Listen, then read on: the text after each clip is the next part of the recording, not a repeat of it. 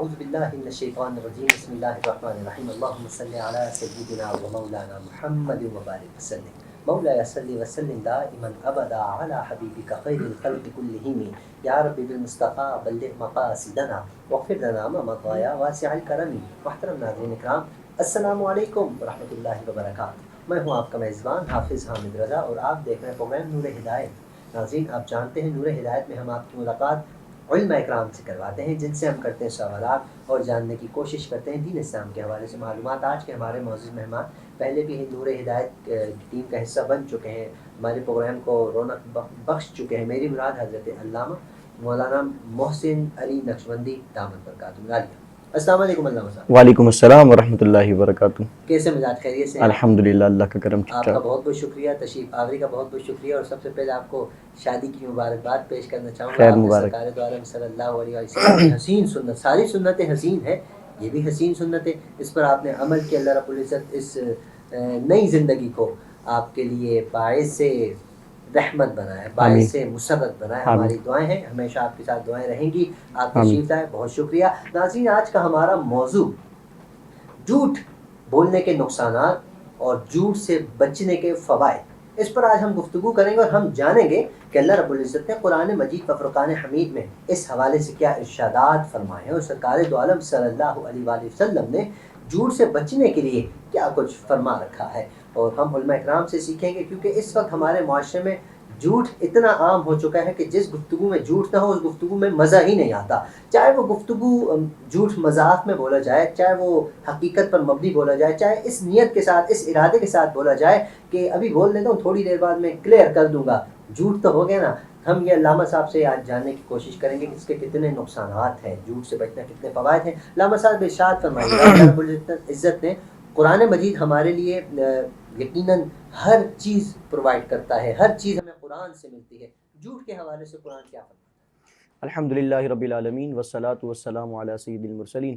اما بعد فاعوذ باللہ من الشیطان الرجیم بسم اللہ الرحمن الرحیم.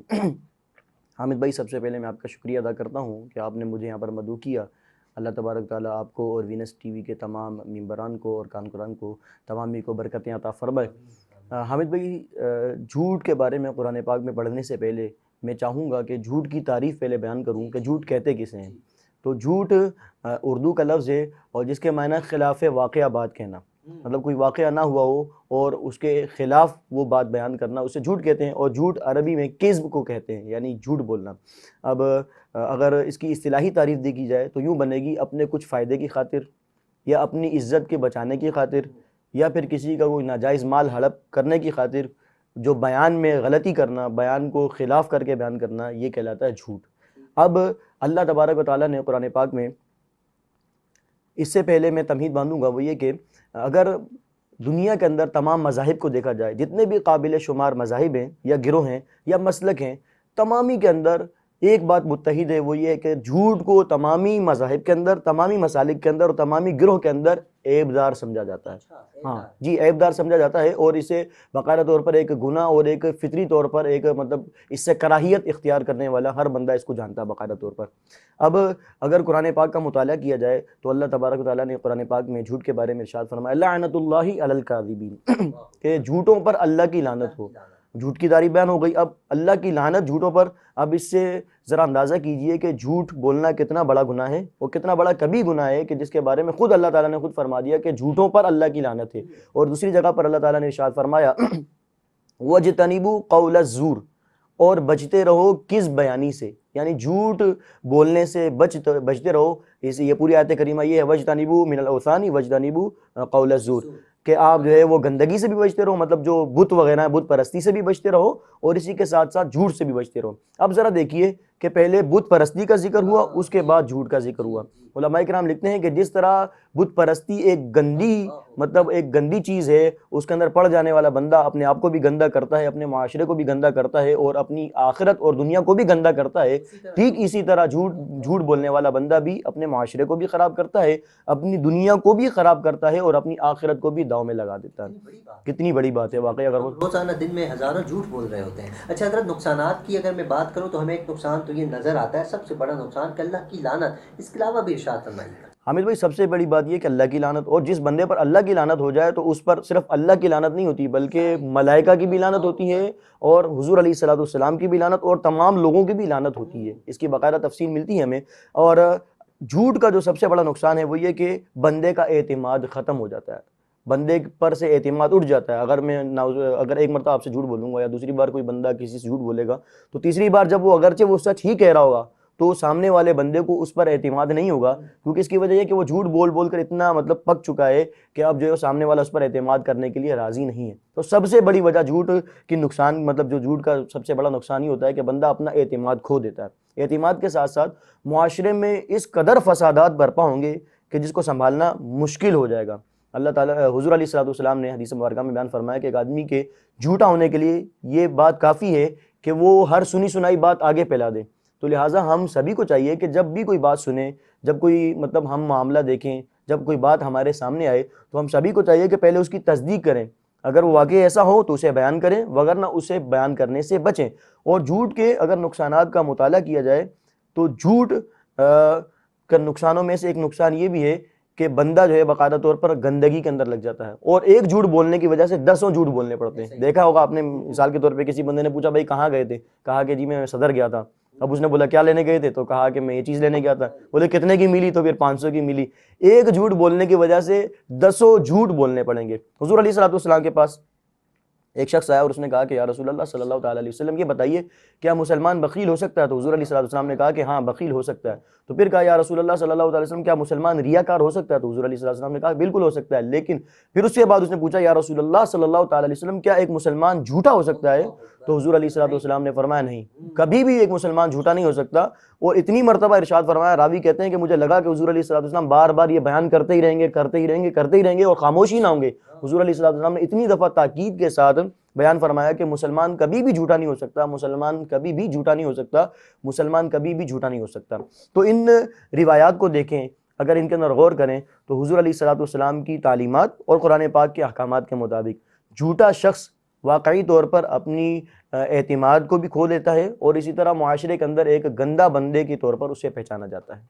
مفتی صاحب، علامہ صاحب، بہت بہت شکریہ. بہت خوبصورت انداز میں آپ نے گفتگو فرمائی. اللہ رب العزت آپ کے علم عمل میں برکت عطا فرمائے. انشاءاللہ ہم آپ سے گفتگو جاری رکھتے ہیں. ناظرین آپ کو بتاتا چلوں، جیسا کہ آپ جانتے ہیں جب علماء کرام گفتگو فرما رہے ہوتے ہیں، گیسٹ حضرات جب بیٹھے ہوتے ہیں، ان کے بیک پہ کاروان فلک رضا کا آپ کو لوگو نظر آتا ہے. کاروان فلک رضا جو کہ ٹریول کا کام کر رہے ہیں. میں ہر پروگرام میں کوشش کرتا ہوں آپ کو ان کا تعارف کرواؤں، لیکن ہماری یہ بھی کوشش ہے کہ کاروان فلک رضا کے جو روح رواں ہیں، جو اس میں دن رات متحرک ہیں، ان کو ہم یہاں بلاتے ہیں، ان سے بات کرتے ہیں، ٹائم ہی نہیں دیتے. آج تشریف لائے ہیں، آپ کے کچھ سوالات ہیں جو میرے ذہن میں ہیں، میں نے یقیناً نوٹ کیے ہیں، وہ شعیب بھائی سے کروں گا. میری مراد محترم مقام جناب شعیب اتاری دامت برکات. حضرت کیسے مزاج؟ السلام علیکم. وعلیکم السلام ورحمۃ اللہ وبرکاتہ. بڑا کرم اللہ کا. آپ بتائیں کیسے ہیں؟ خیریت سے؟ آپ کو عمرہ مبارک. ماشاءاللہ بھی حال ہی میں عمرہ کر کے بہت بہت شکریہ. اللہ رب العزت آپ کو بھی بار بار مکہ مدینہ کی حاضری نصیب فرمائے. اچھا حضرت سوالات کچھ ہیں، میں چاہوں گا ڈائریکٹ سوال کی طرف بڑھتا ہوں. اچھا فلک رضا، ایک تو آپ نے جو نام رکھا، پہلے تو یہ بتا دیجئے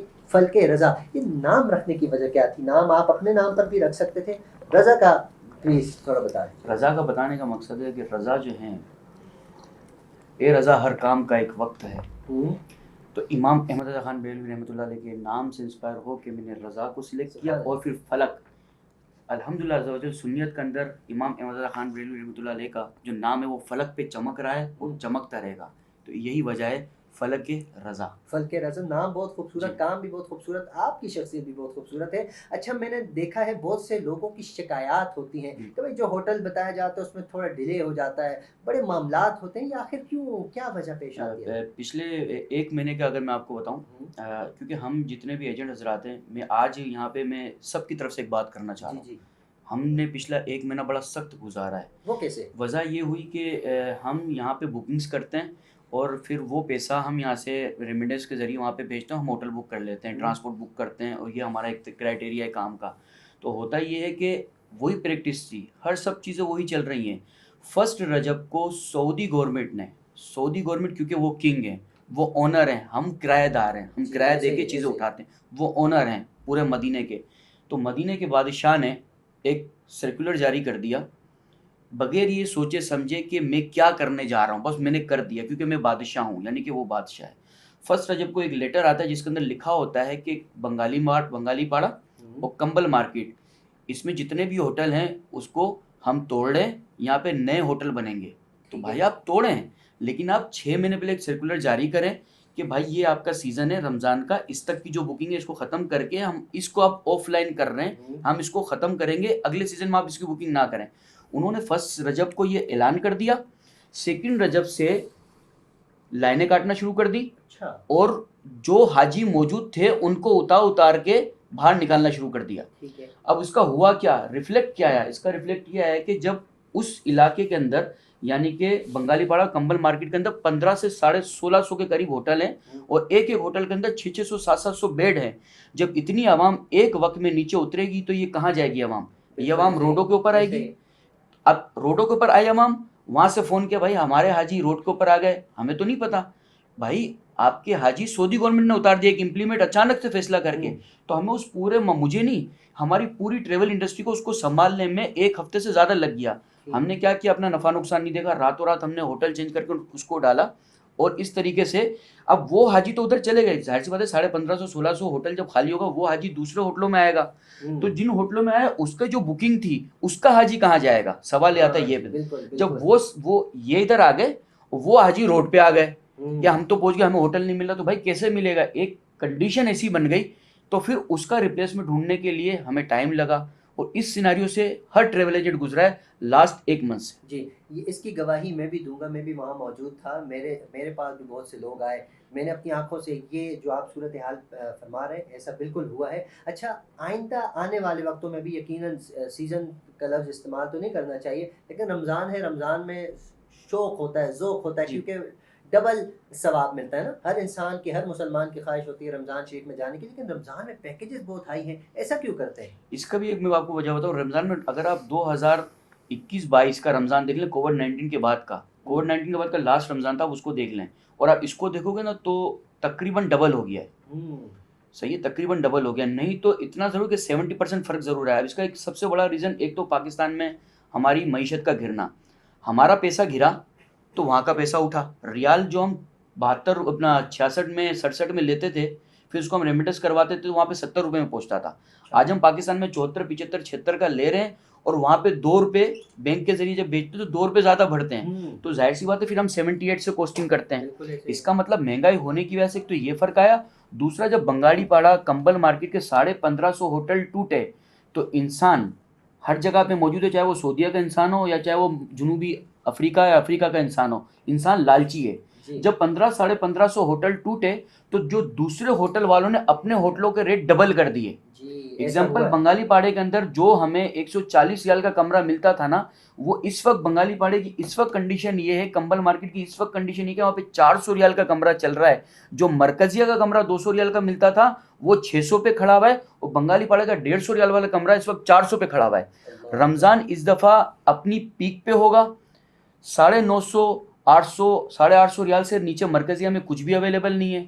5 स्टार 2400 रियाल की पर नाइट चल रही है, 2400 रियाल। ये है सीन। अच्छा, चले हज़रत, बहुत बहुत शुक्रिया, आपने बहुत खूबसूरत अंदाज में गुफ्तगू फरमाई। वैसे आपका अंदाज भी बड़ा प्यारा है, अल्लाह रब्बुल इज़्ज़त इसमें और बरकत अता फरमाए। आपसे गुफ्तगू करेंगे नाज़रीन, जैसा कि झूठ पर मबनी आज हमारा मौजू है कि झूठ के नुकसानात क्या हैं, झूठ बोलने के फ़वाइद। तो हमारे यहाँ इसको फ़ायदा समझा जाता है, हम चलते फिरते उठते बैठते ये समझकर झूठ बोलते हैं कि इससे सेहत मिलती है, ये समझकर झूठ बोल रहे होते हैं कि हमें इससे फ़ायदा हासिल होगा। नहीं, अभी अल्लामा साहब ने हमें बताया ना, फ़लानतुल्लाहि अलल काज़िमीन, अल्लाह का फरमान है। अभी हम सरकार की हदीस की जानिब पढ़ते हैं। अल्लामा साहब इरशाद फरमाइएगा, अगर हम इस दौर की अगर हम बात करें, जैसे मैंने पहले भी कहा, आपने भी इरशाद फरमाया, चलते फिरते उठते बैठते हम झूठ बोल रहे हैं। सरकार दो आलम सल्लल्लाहु अलैहि वसल्लम ने क्या इरशाद फरमाया झूठ बोलने के नुकसान के हवाले से? हुज़ूर अलैहिस्सलाम की हदीस मुबारक है कि हुज़ूर अलैहिस्सलाम एक मरतबा बैठे हुए थे, तो एक औरत ने अपने बच्चे को बुलाया और कहा कि इधर आओ, मैं तुम्हें कुछ दूंगी।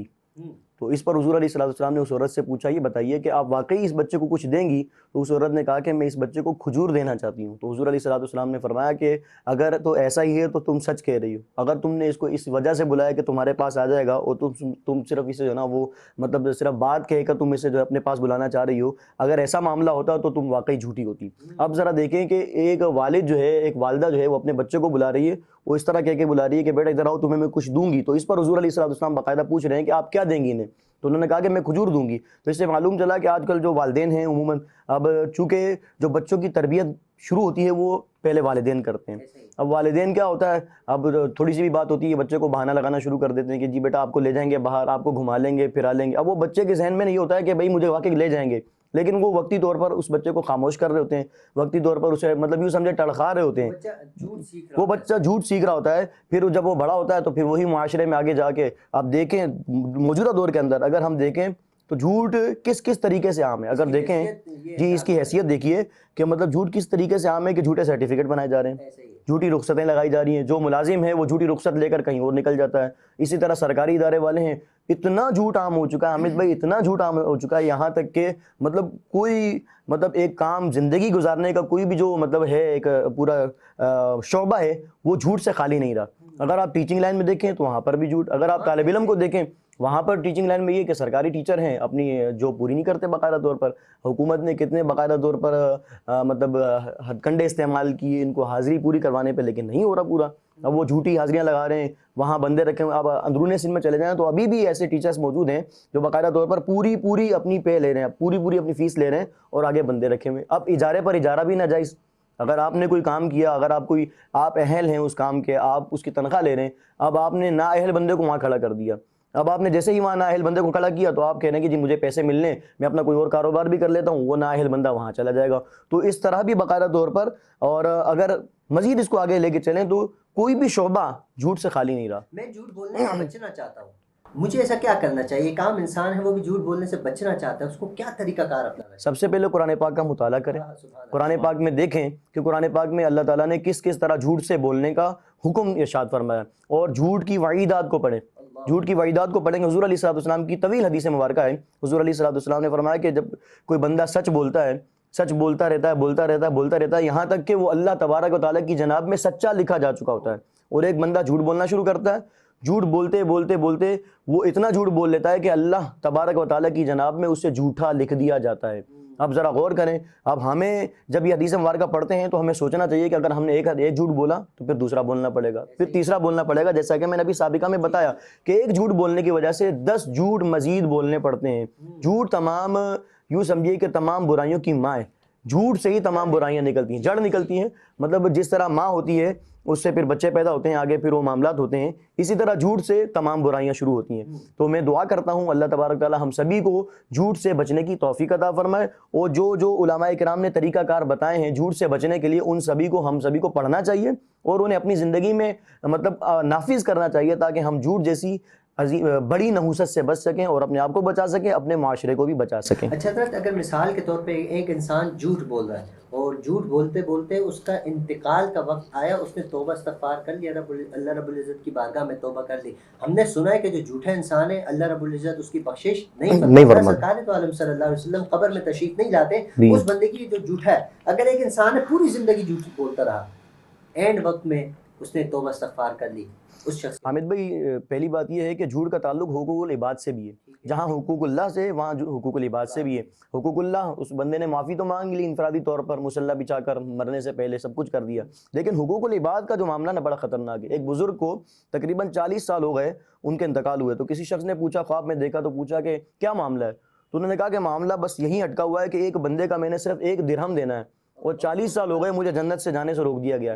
1 درہم کی بات ہے اور 40 سال سے مجھے جنت سے جانے سے روکا ہوا ہے، اور کہا ہے کہ پہلے اپنے کسی عزیز کو یا کسی بھی طریقے سے اس کا 1 روپیہ اتارو، پھر تمہیں جنت میں بھیجا جائے گا یا تم پر جنت کی نعمتیں وسیع کی جائیں گی۔ اب لگائیں صاحب 1 درہم کی بات ہے تو 40 سال تک باقاعدہ طور پر مواخذہ کیا جا رہا ہے۔ اب وہ بندہ جو پوری زندگی جھوٹ بولتا رہا، جھوٹ کی ٹوپیاں پہناتا رہا ہر بندے کو، اب اس کو کس طریقے سے توبہ کرنی چاہیے اور اس کو کس طریقے سے بچنا چاہیے، اس کو حقوق العباد کا کتنا خیال رکھنا چاہیے، یہ ہم سبھی کو دیکھنا چاہیے۔ تو ایسے میں اپنے ناظرین سے بھی یہ کہوں گا اور میں اپنے لیے بھی مطلب اس نصیحت کو کہوں گا کہ اللہ تبارک تعالیٰ ہم سبھی کو جھوٹ سے بچائے اور جھوٹ سے بچنے کی کوشش کریں. اگر آپ نے کسی سے جھوٹ بولا ہے تو اسے معافی تلافی کریں اور اسے بتائیں کہ بھائی میں نے آپ سے یہ جھوٹ کہا تھا, آپ مجھے معاف کر دیں. تو اللہ تعالیٰ کی ذات سے امید ہے کہ ایسا بندہ جو حقوق العباد کا خیال کرتے ہوئے اور اللہ تبارک و تعالیٰ سے توبہ استغفار کرتے ہوئے گیا تو اللہ تبارک و تعالیٰ اسے ضرور جنت میں داخل فرمائے گا. بہت بہت شکریہ علامہ صاحب, بہت نوازش, آپ تشریف لائے, جھوٹ کے حوالے سے آپ نے گفتگو فرمائی, ہمیں بتایا کہ جھوٹ بولنے کے کتنے نقصانات ہیں, اللہ رب العزت کتنا ناراض ہوتا ہے. ہمیں ہمیشہ سچ بولنا چاہیے, سچ بولنے سے قبر بھی اچھی, آخرت بھی اچھی, اللہ بھی راضی, اللہ کا حبیب بھی راضی, دنیا والے بھی راضی. اور فلک رضا کے روح رواں ہمارے پیارے بھائی شعیب اتاری صاحب, آپ کا بہت بہت شکریہ, آپ کے اسپانسر بھی ہے. اللہ رب العزت آپ کی کاوشوں کو قبول فرمائے, اور جو حاجی آپ کے ذریعے جائے وہاں ہمیں بھی دعائیں دے, آپ کو بھی دعائیں دے, اور ہم سب کو دعائیں دیں. ناظرین, آپ سے گزارش, اپنا خیال رکھیے, اپنے اہل و عیال, اپنے پڑوسی, اپنے رشتہ دار, سب کا خیال رکھیے. وینس ٹی وی کی پوری ٹیم کو اپنی خصوصی دعا میں یاد رکھیے. السلام علیکم ورحمۃ اللہ وبرکاتہ.